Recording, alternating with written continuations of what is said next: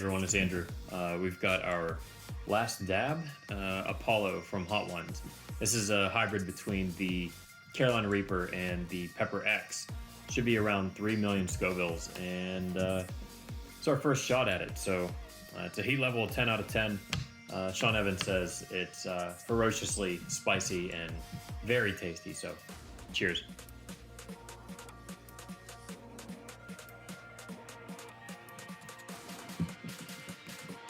Definitely has a good burn. It's a little thicker than anticipated. Very good. Stay spicy, my friends.